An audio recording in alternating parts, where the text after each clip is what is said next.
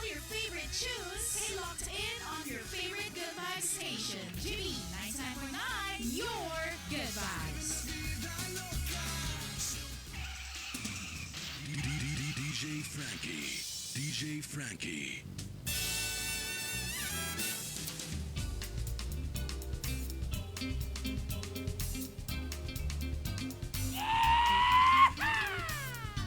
We're currently tuned in pa rin sa the most influential Good Vibes radio station. Ito po ang GB 99.9. Your Good Vibes. Maganda, mas maganda ka pa sa umagang ito. At dahil dyan, live po tayo sa aming official Facebook page na GB 99.9 FM. At kasama natin this morning si DJ Noel. Pero bago lahat ng yan, ay binabati ko po ng Good Vibes Morning lahat na nakikinig sa atin ngayong umagang ito. Good Vibes Morning po. Today is October 29, 2025 at 57 days to go na lamang bago magpasko. DJ Noel, Good Vibes Morning. Good Vibes Morning, DJ Frankie, at sa lahat ng ating mga ka-vibes na nakikinig sa atin at nanonood ngayon sa ating Facebook Live. Happy Wednesday, midweek Wednesday ngayon. Kaya naman, ano ba ang inyong mga wins? At ano ang inyong mga sineselebrate ngayong Wednesday na ito? Kamusta ka dyan, DJ Frankie? Yes, doing great naman. Natuwa ulit ako sa sinabi mo, DJ Noel. Sabi mo, yung parang something winner Wednesday. Parang ito ay isa na parang motivation na din para, you win something today because it's Wednesday, it's midweek. Na naraos mo yung Monday to Tuesday mo. But anyway, DJ Noel, di ba tayo kapag Wednesday na, tas papuntang Friday, parang pababa na yung mood natin. Pero let's keep it up, no? Sasamahan natin ang ating mga ka-vibes na mag-spread tayo ng good vibes para naman let's finish this week strong at para consistent tayo, ano. At ito, may mga nanonood sa atin. Hello po, Good Vibes Morning sa ating mga nakatambay dito sa Facebook Live natin. And syempre mga ka-vibes, sa mga nakatune in sa radyo, sa lahat ng nagmamaneho ngayong oras na ito, drive safely po, put your seatbelts on, use the proper turning signals at sunod po tayo sa tamang batas trapiko, hands on the wheels, eyes on the road. And syempre, DJ Noel, baka may paalala ka kasi for sure tomorrow, Thursday, maraming babiyahe para uuwi sila sa kanilang mga pamilya dahil undas. DJ Noel, baka may paalala tayo para sa kanila? Oo nga, DJ Frankie, no, ay talagang ito na yung inaabangan ng napakaraming mga estudyante na walang SEM break at mental health break. At the same time, yung ating mga ka-vibes na talaga ng mga super work bilang paparating na nga ang holidays at i-enjoy ang undas kasama ang kani-kanilang mga pamilya. So kung kayo po mga ka-vibes ay babiyahe, no, pack light kung maaari at i-make sure po na na-secure nyo na ang inyong mga tickets. Sakaling magkaubusan po ng tickets, baka hindi inaalaw ang walk-in sa ilang mga terminals at mahirapan kayong kumuha ng tickets, ay i-make sure po na mag-book na kayo online. At mga ka-vibes, no, isang tip natin para dun sa mga babiyahe, agahan o di kaya naman ay yung bandang mga paggabi o yung hindi lang pasok sa rush hour yung oras ng ating biyahe para maiwasan yung traffic at mahahabang pila. Tama yan, DJ Noel. At nung isang araw nga, binisita tayo ni yung secretary ng DOTR na si Secretary Giovanni Lopez. At merong mga nakita sa Batangas Port na hindi ka nais-nais tulad ng mga electric fan na hindi pa gumagana, na napakainit. Pero sana ay nasolusyonan na yung ang parting yon. But anyway, inaasahan nga po ang milyong-milyong dagsa ng pasahero sa ating mga pantalan, sa airport, at syempre sa kakalsadahan natin. And maliban sa pag-check ng inyong sarili at mga sasakyan, i-check din po ang RFID nyo. DJ Noel, meron ng one RFID system. I think this is beneficial actually personally for us, no? Ano masasabi mo doon? Ay, nako, napakaganda nito, no? Para whether ikaw ay pupunta sa norte o kaya naman ay dadaan ka sa NLEX o SLEX na dati, no? Magkahiwalay, isang RFID at isang auto-sweep. Ngayon ay pwede na dumaan as long as may RFID ka. Kaya mga ka-vibes, no, double check natin yung ating load sa RFID para ma-make sure natin, no, na yung ating biyahe ay tuloy-tuloy lamang at hindi maaantala ang ating pag-uwi sa ating mga pamilya. At the same time, no, mas maaga tayong makarating at mas mabilis tayong makarating saan man tayo pupunta. Yes, at ito naman mula sa biyahe, talon tayo DJ Noel sa nangyari dito sa Laguna at Quezon. Bagamat mahina lamang mga in the range of magnitude 1 to magnitude 2.5 siguro ang nangyari sa may 5 magkakasunod na tremors na itala sa Laguna at Quezon. Kanina na ibalita natin sa GV Balita Express at baka meron tayong mga ka-vibes na kaka-tune in lamang sa radyo. Good vibes morning po. DJ Noel, ito ba ay dapat ikabahala ng mga taga Laguna at Quezon? DJ Frankie, ayon sa Fivox, no, wala namang inaasahang pinsala o aftershocks mula dun sa 5 magkakasunod na tremors dito sa Laguna at Quezon. Ayon nga DJ Frankie sa ulat, naramdaman din ito sa ilang parte ng Malvar, Batangas at sa mga karatig pang lugar dito sa Calabarzon. At DJ Frankie, wala naman ngang naitalang mga pinsala sa properties o sa kung ano pa mang mga establishmento, pero yun nga naitala yung pagkahilo daw ng mga ka-vibes na nakaramdam ito at yung ibang ay parang medyo nasusuka pa yung pakiramdam. Pero ayon naman sa Fivox, unlikely yung mga aftershocks at damage to properties kasunod lindol kahapon. Ayan, at syempre, ito naman, kasama natin ngayon, DJ Joey Boy. DJ Joey Boy, good vibes morning! Good vibes morning, DJ Frankie, DJ Noel, good morning. At syempre sa ating mga ka-vibes, magandang umaga po sa inyong lahat. Makulimlim ang kapaligiran din sa Batangas City. At ito ay isa pa rin sa indikasyon, DJ Frankie, na ang amihan ay papalapit na at narito na. Kaya talagang ingat-ingat po tayo ngayong umaga at good morning din sa mga naka-wellness break po rin. Sana all. Ayan, sana lahat ng naka-wellness break ngayon ay all is well with you. DJ Noel, gusto mong batiin yung mga naka-wellness break natin? Uy, hello naman sa inyo. Sulit-sulitin ang wellness break at talagang sa Monday, alam nyo na, back to reality na tayo. At syempre sa mga naka-wellness break po, tama yung sinabi ni DJ Noel, gamitin nyo na maigi ang inyong time and of course, find time to exercise. DJ Joey Boy, anong tips mo pag may ganitong, alam mo yun, yung ang dami mong kailangan dapat gawin, tapos pag nagkaroon ka ng isang free day, nakakalimutan mo na lahat, natutulog ka na lang buong araw. Ano ba ang mga best practice mo kapag meron kang holiday?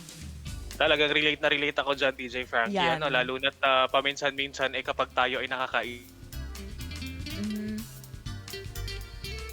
Kaso nga lang, pagbalik natin ng Monday, o pagbalik ng trabaho, abay nakalimutan na. Kaya ang ginagawa po ni DJ Joey Boy, mga ka-vibes, ay una, kung kakayanin, bago, dahil alam naman natin na mahaba yung ating break, tapusin ang lahat ng kayang tapusin na tasks bago yung sinasabing leave natin or long breaks. Okay? Pero kung talagang hindi kakayanin, ay magawa po tayo ng notes, mag-save tayo ng notes, or gumawa tayo ng kalendaryo. I-utilize natin yung mga kalendaryo ng ating laptops, computers, or cellphones at doon natin ilagay yung mga tasks na ating gagawin pagbalik natin sa trabaho para hindi natin makalimutan. Ayan, yan So pala. it's more of note and documentation talaga. Yan pala ang best practice mo, DJ Joey Boy. But anyway, binabati ko si Teen Silverio watching right now sa ating Facebook Live at sa lahat na nanonood sa atin sa Facebook Live at sa lahat na nakatune in sa radyo ngayong umagang ito. DJ Noel, baka mayroon kang best practice kapag merong holiday season. Ako, DJ Frankie, minsan mas gusto ko inuuna yung mahihirap na tasks, tapos saka yung mga madadali. Para at the end of the day, alam mo yon, yung energy mo nakafocus dun sa mga urgent talaga at important na matapos mo. Tapos ay habang natatapos yung araw o yung iyong free day, ay medyo mas pa-chill ka na din, diretso tulog na after. Minsan nga lang, kapag ka sobrang dami, kahit inilista mo yan sa to-do list, yain na nga, ako'y magpapahinga na lang. And wag kayong magigilty mga ka-vibes, na kayo nagpapahinga. Yan ay productive din yan, kahit kayo walang na-accomplish. Dahil ang rest ay deserve naman. Kaya ngayon nga merong wellness break, ang ating mga ka-vibes ay sulitin din yan para kayo mag-exercise, mag-reconnect, and of course, mag-rest para sa inyong mga sarili. Ayan. This might sound corny, pero spend time with your family. This is a chance for you to, kunwari, mag-zumba ka kasama yung nanay mo, di ba? Tapos, yung sumabay ka sa pagkainan, sa pagkain ng iyong pamilya. But anyway, kanina, DJ Joey Boy, napag-usapan namin ni DJ Noel itong 5 magkakasunod na tremors na itala sa Laguna at Quezon. At kanina rin, sa ating GV Balita Express, napag-usapan natin na may naibalita tayo na merong fake news na super typhoon viral post. Ano ba itong super typhoon viral post na ito na fake news pala, DJ Joey Boy? Oo, kasi may mga kumakalat, DJ Frankie, na mga balita sa lalong-lalo na sa Facebook at sa ibang social media sites na mayroon daw isang super typhoon na tatama sa ating bansa sa pagitan ng November 5 hanggang November 7.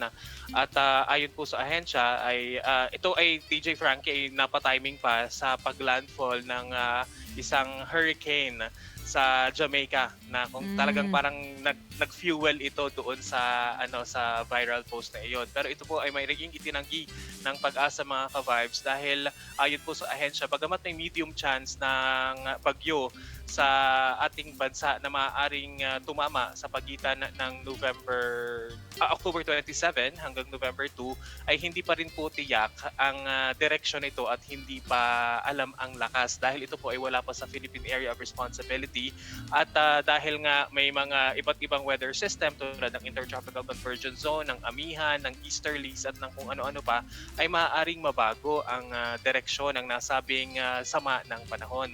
Paliwanag pa ng Pag-asa, DJ Frankie, dahil ito ay halos 2 linggo pa ang saklaw ng forecast kaya napakataas po ng antas ng kawalang katiyakan na ito ay tatama sa bansa o kung ito man ay tatama sa bansa.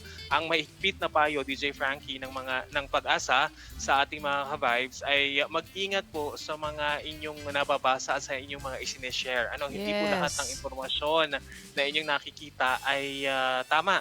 Ang kanila pong payo ay sumubaybay lamang po tayo sa kanilang mga official announcements at mga update lalo na pagdating sa mga usaping may kinalaman sa bagyo at sa kalamidad. At ingat din tayo mga ka-vibes sa pag-share kasi may mga napapanood din ako, DJ Frankie, na parang mga AI generated forecast.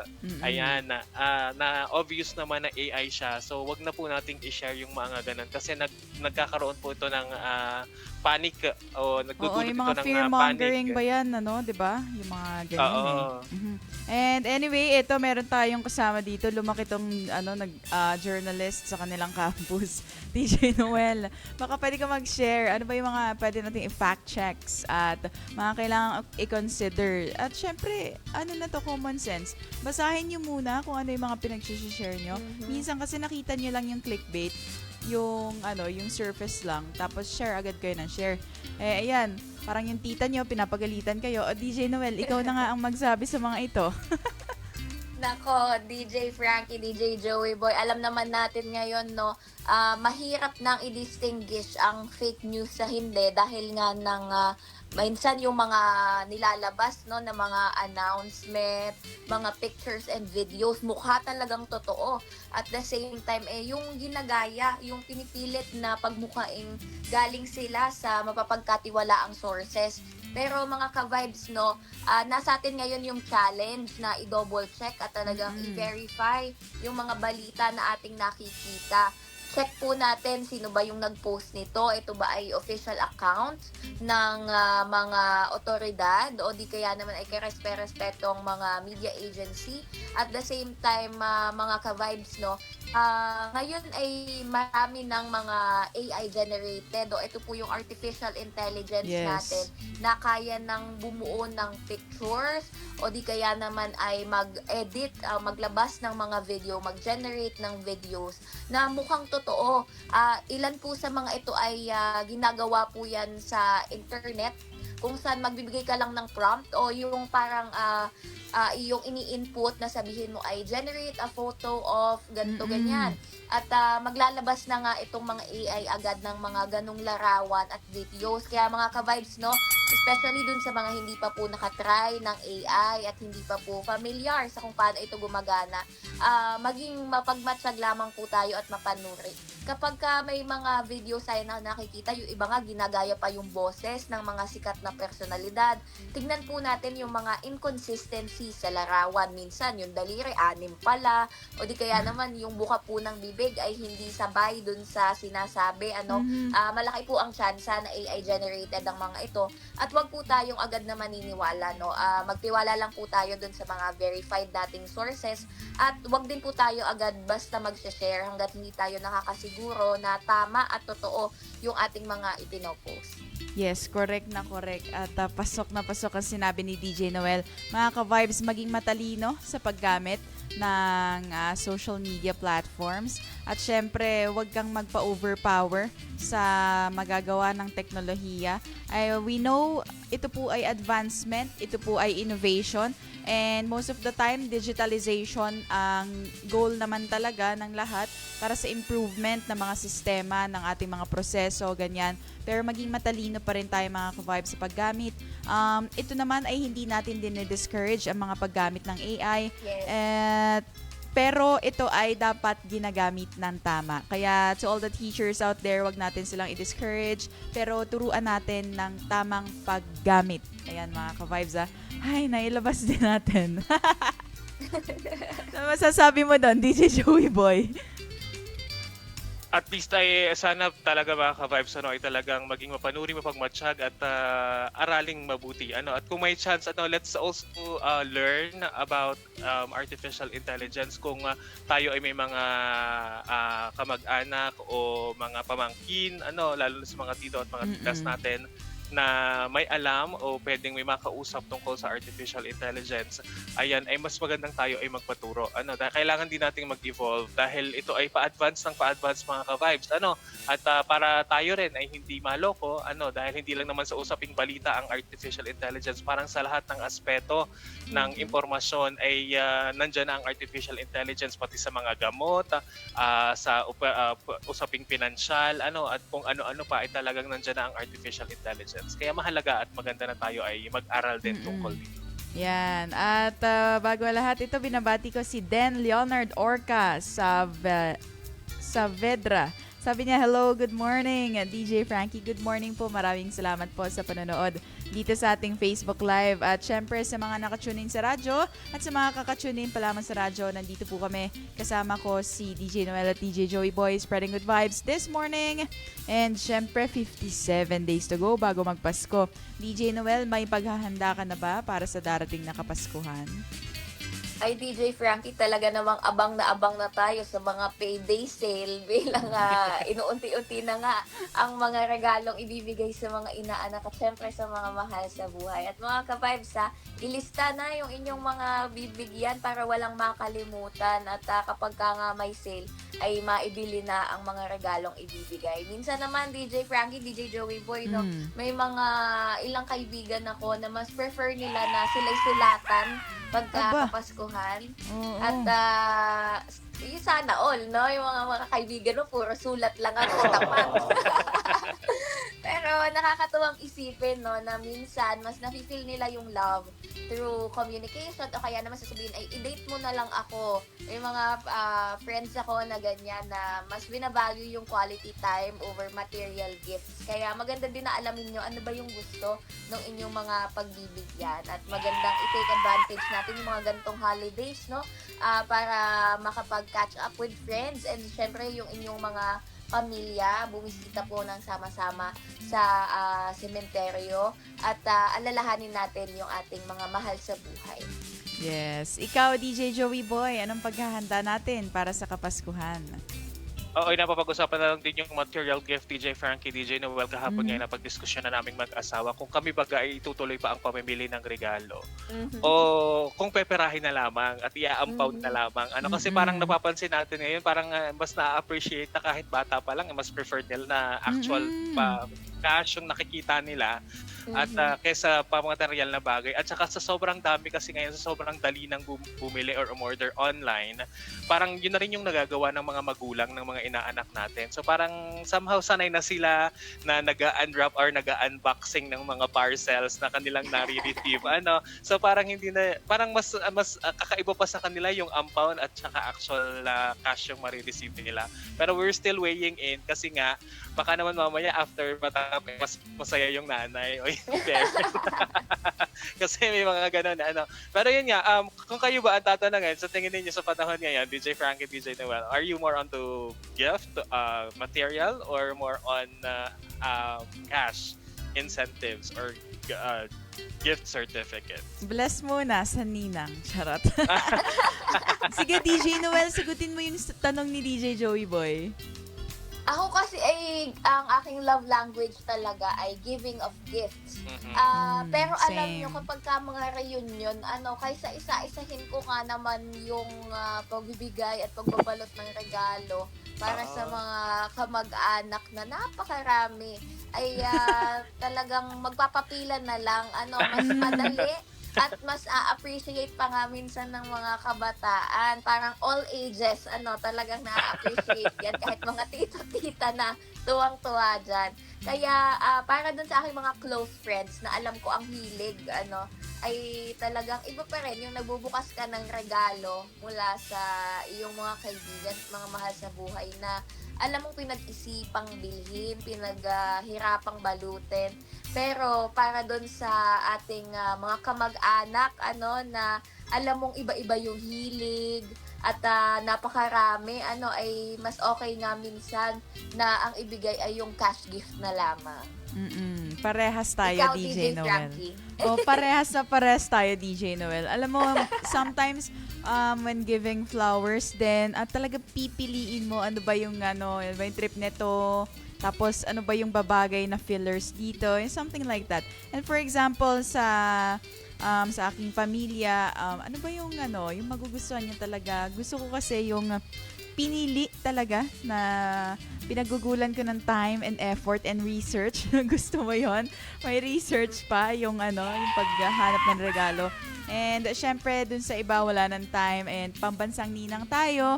So, pipili tayo ng ampaw sa Kapaskuhan. But anyway, 57 days to go bago magpasko. Ang sarap pag-usapan ng ganito, no? DJ Noel, DJ Joey Boy. Lalo na siguro kung may hot chocolate. Uy! DJ Joey Boy, anong mas prefer mo? Hot chocolate o coffee? Dapat pala meron tayong mga ganyan tanong, no? Just to justify ng mga ating mga ka-vibes. Oo, talagang kape. Kape is life para kay DJ Joey Boy, mga ka-vibes. Bilang tayo ay raketero, kailangan natin laging gising most of the time. At saka may energy, ay ilalaban tayo ng kape talaga, DJ Frankie. DJ Noel, isang pa-good vibes morning sa ating mga ka-vibes bago natin tapusin ang ating good vibes, Bali, Taktakan. Yes, 5 minutes to go until 8 a.m. Kaya Yes. mga ka-vibes, gising-gising at i-enjoy itong medyo makulimlim na weather. Pagka ganito, masarap lumabas-labas. Yung hindi ganun nananakit ang sikat ng araw. Pero sana ay wag ding uulan. At yun nga, happy midweek Wednesday para sa ating lahat. At i-enjoy natin ang paparating na undas kasama ang ating mga mahal sa buhay. Ingat po tayo at keep safe mga ka-vibes. Yes, DJ Joey Boy, isang pa-good vibes morning sa ating mga ka-vibes. Yes, good morning mga ka-vibes muli ha. Enjoy the rest of the day. At syempre, batiin ko lang DJ Frankie ng happy birthday. Ang ilan sa aking mga kakilala na nagsaselebrate ng kanilang birthdays today. Kay Ma'am Jenny, baby from Pulme dito sa Batangas City. At saka sa aking pinsan na si Nikos. Ayan, Nikos, happy birthday. At kay Tita Narcisa Villena, good morning and happy birthday. Yan, happy birthday po sa lahat na nagsaselebrate ng birthday at happy anniversary na rin sa lahat na nagsaselebrate ng anniversary. At kung may gusto kang pabate, GV shoutouts at song requests, maaari mag-message lang sa aming text hotline na 0926-079-8708 at pwede ka rin mag-message at mag-comment ngayon sa aming Facebook Live sa aming Facebook na GV 99.9 FM. At there you have it, mga ka-vibes. There you have it. Alright. Alright. Oh, yeah. Ayan yung mga host natin na friends dyan, DJ Joey Boy. Oo, Niloloko ka lagi. naman ng friends Ayan. mo kasi ako lagi. But anyway, 7:57 a.m. on the clock, Philippine Standard Time. Sana ay nakapag-spread kami ng good vibes sa inyo. At syempre, iintay namin ang mga mensahe ninyo at magla-live ulit tayo dito sa Facebook page. Tatry ko lang, DJ Joey Boy, DJ Noel. And anyway, let's have a great day together up until 10 a.m. sa DJ Frankie. At marami tayong programa. All day long, abangan nyo yan mga ka-vibes. At eto na ang ating next song, Dalangin by Earl Agustin. Again, ako po si DJ Frankie. Nakasama natin sa kabilang linya si DJ Noel at DJ Joey Boy dito lamang sa the most influential Good Vibes radio station, GB 99.9, Your Good Vibes.